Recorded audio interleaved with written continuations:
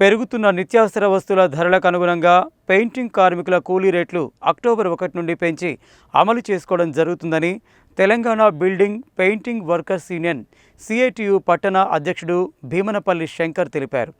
పట్టణంలోని బిల్డర్లు, ఇంటి యజమానులు సహకరించాలని కోరారు. బుధవారం సుందరయ్య భవన్లో Telangana building painting workers union సమావేశం జరిగింది. ఈ సందర్భంగా Telangana building painting workers union CITU పట్టణ అధ్యక్షుడు భీమనపల్లి శంకర్ మాట్లాడుతూ అనేక సంవత్సరాలుగా పనిచేస్తున్నప్పటికీ పెరుగుతున్న ధరలకు అనుగుణంగా కూలీ రేట్లు పెరగక కార్మికులు తీవ్ర ఇబ్బందులు పడుతున్న పరిస్థితులలో యూనియన్ పట్టణ కమిటీ ఏర్పాటు చేసుకుని కొత్త రేట్లు నిర్ణయించడం జరిగిందని తెలిపారు.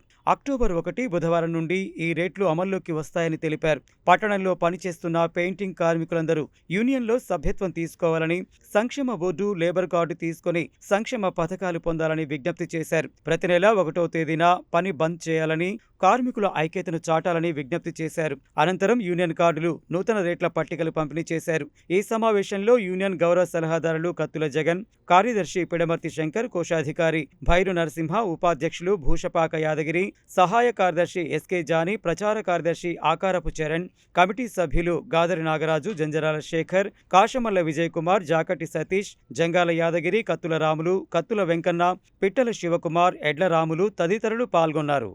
మన దాంట్లో నల్గొండకు వచ్చి పనిచేస్తున్న కార్మికుల యొక్క పేర్లు సభ్యత్వం నమోదు చేసుకోవాలి. ఇది ఒక ప్రతి కార్మికుల మీద ఉంది బాధ్యత.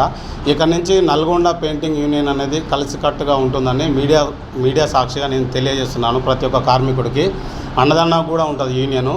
మన నల్గొండ ప్రజలు అనేది మన స్థానికులకే పని కల్పించే విధంగా సహకరించాలని ఈ సందర్భంగా మీకు తెలియజేస్తున్నాను.